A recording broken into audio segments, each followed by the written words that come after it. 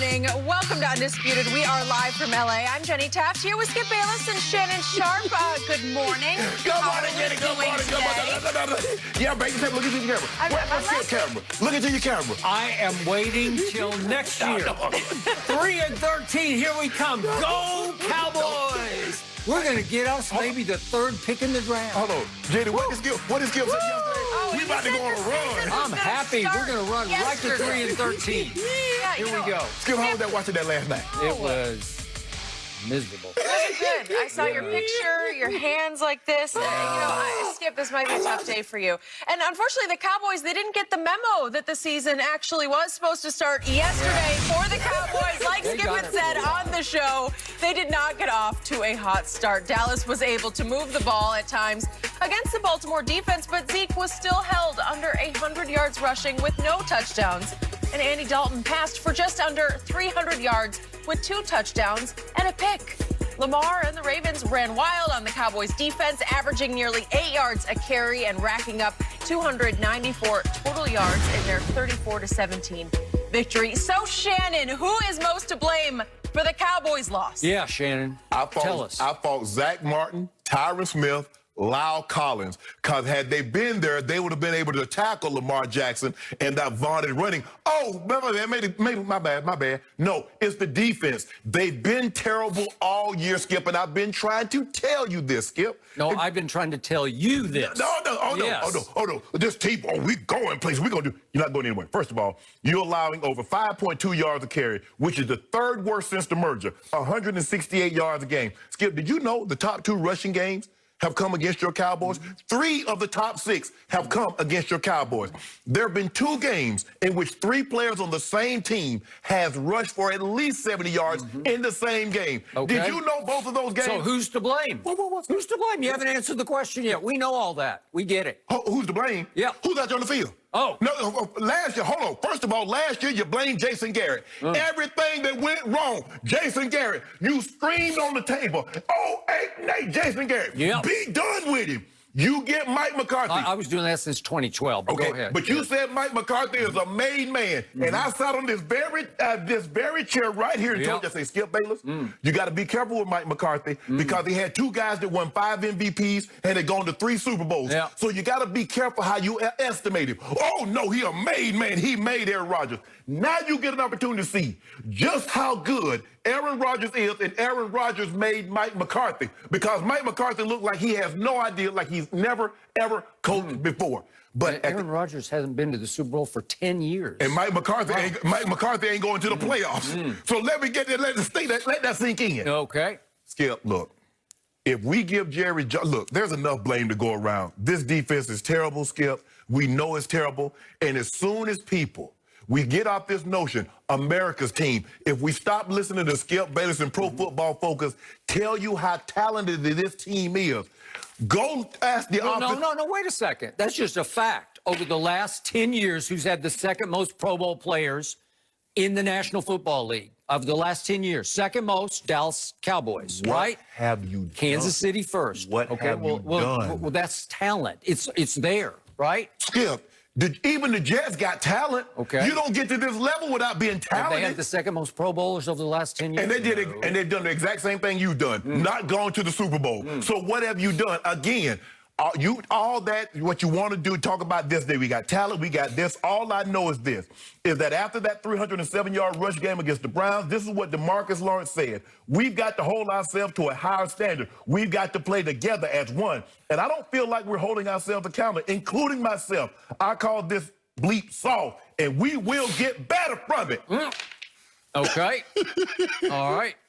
So who you blaming? You blaming DeMarcus Lawrence? I'm blaming, listen, who put the team together? Oh, you're blaming Jerry Jones? Okay. You give him credit? Jerry says, I want credit when I put this together. I accumulated this. But Skip, look, at some point in time, I'm gonna put the lion's share of the blame on the players. because I got a few clips I want to show you, Skip. And you keep Skip. Skip, you know I don't even like to do this. You know, this is I wouldn't know because I didn't watch the game. Okay, you didn't watch the game. Yeah. Watch this right here. Now I want you to tell me whose fault is this? It's 4th and 2. It's 4th and 2. I know exactly. Before I even see it, it's Leighton Vander Esch. He took the bait on a fake on sweep left. Skip. What are you doing? Skip. What are you doing? Look at him. He ran clear to the flank, to the flat. What are you doing? He's out there like a blind dog in the meat house. Yep. Now, they pulled 2 guys that probably weigh between the 2 of them 700 pounds. And you think on 4th and 2, they're going to send a back. They're going to hand the ball to the back with no blockers. Okay, and to his credit, Leighton Vander Esch after the game said that was all on me. Skip, he didn't have to say it. We watching it. Look at this. I know. They pull O. Brown. O. Brown is 6'8", 350. Yep. They Where are you pull going? Bozeman. Where are you going? Oh, that's my fault. Like we didn't know it was your fault. And by the way, the ball fake is to the front. So it's like here, Leighton, see, I'm going to pull it right straight back. It's not even to the side. What about this is the same one, Skip. He gonna talk about that's my fault. Oh, we know it's your fault. We know that's where you're supposed to be. Well, at least he owned it. I don't know. That might not have been his fault because I don't really know the defense they're supposed to be in. We got any more, Jim? I mean, what we got? Because I want to show Skip that Skip wants to blame Mike Nolan. But Mike Nolan did not. Tell me, is it my turn now? No. Oh, okay. Hold on. So Mike Nolan said, look, normally if they pull 2 guards, those 2 guards are going to take you to the plate. Where's he going? That's not his key. That's not his fake. He took the fake. And that's Mike Nolan's fault. Well, is it my turn? Yeah, it's your turn. Okay, thank you. Are you ready? Go ahead. I'm Good. ready. Thank you very much. Okay, before I launch on this, and I'm going to flat out unleash on this, I'm going to tell you, first of all, who I will not blame for last night, and it starts with the quarterback who played very well. Andy Dalton played well enough to win that football game on the road against a very good defense. No, that's not very good, Skip. They can't rush the passer. Stop it. Andy Dalton, listen, not rushing the passer. My 2 undrafted kids, my bookend tackles, one's a rookie, one's a second-year player, undrafted tackles. They kept Andy Dalton fairly clean. He was finally sacked once in the 4th quarter, and that's it for the whole game. And would you believe that Dallas had 20 first downs passing? Guess how many Lamar had passing first downs? 2. 20-2. Can you believe that? Would you believe Dallas won the time of possession by 5 minutes? You know why? Because the other team just kept gashing them with runs, and they scored so fast it didn't really matter. Lamar made 2 throws the whole night. He made 1 for a touchdown, then 1 to Hollywood for a second touchdown, and they were really good throws. That's all they needed. So it was 34-17, and my team had 20 passing first downs to 2 for your team. Skip, do you like that? What if I told you my team had more rushing yards than your team had passing yards? Well, I think so. I would hope so. Why you hope so? Wild. So you think it's easier to run the football or throw the football in today's game? Against my defense? Okay, then. Okay. Would you believe that my Dallas Cowboy defense ranks 6th in the league against the pass? It's because everybody says, we don't need to throw. Exactly. How many teams come in and say, we don't need to throw to win this game? Everybody needs to throw to win every game. What's the whole point? What's the whole goal of every team? We got to make them throw it to beat us, right? Yes. We got to stop the run first. Yes. My team stops the pass because people don't pass against them. Of course. They just say, well, we'll just run it. It's easier. Right? Okay, it's much easier. All right, so here we go. What is run stopping mostly about? Well, let's just start with heart, guts, desire. You know, like pride, all that, what DeMarcus Lawrence said back after the Cleveland game. It's about playing a little mad. Right. It's about going out and saying, we're just not going to take this bleep anymore, right? Yeah, but they take it every week. Okay, they take it every week. That was a quit game by my defense. And I loved it that it finally ended. And if we could hear this, I think you can hear it on the audio on this tape. It's a 5-yard walk-in touchdown by Dobbins, the rookie. And you can hear Orlando Brown from the University of Oklahoma, the tackle for the Ravens. See if we can hear what he yells. As Dobbins takes it in for the touchdown. Easy money! Easy money, Orlando Brown. Orlando Brown is yelling, easy money. And you know what I thought of? It's not easy money running against Dallas. It's the easy money that DeMarcus Lawrence is earning. He's earning $21 million to make one tackle last night. Did you hear his name called? I did not. No, you did not, because I don't know what he was doing last night. How about Jalen Smith? At least he led the team in tackles. He must have been out of position 15 times last night, chicken with head cut off, just running around crazy.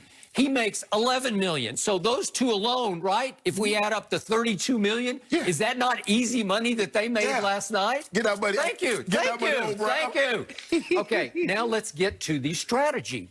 This is why I am done with Mike Nolan. They have rejected whatever he's trying to teach, because stopping the run is all about gap integrity. Gap responsibility. It's just gap control. That's it. You have an assignment. It's the old Belichick. You have to do your job, right? Do your job. And it should be very clear. You've got this gap, and you've got this gap, and here, and the two backers are supposed to fill the gaps that are open, right? I don't know where the linebackers are. I don't know what happened to my two rising stars in 2018. They were all over the field from sideline to sideline. They would not remember the game against New Orleans at Jerry World on that Thursday night, in which they just shut down and out Drew Brees and company. Come on, Yeah, and they couldn't run a lick because my two backers are just flying from sideline to sideline. I don't know what happened to either one of them. But last press night, clippings happen. Maybe money happened. Maybe easy money happened. But last night, they didn't show up because nobody showed up. And I had one little ray of hope named Donovan Wilson. And you've noticed in the last 3 games, he is a thumper. He will lay the wood. And out of nowhere last night, he was listed as questionable after practice, but he did practice, so I thought, well, he's going to be okay. He was not okay. He didn't play last night. So there's no thumper in the secondary. Xavier Woods was a disaster in the secondary. I just don't know how he can keep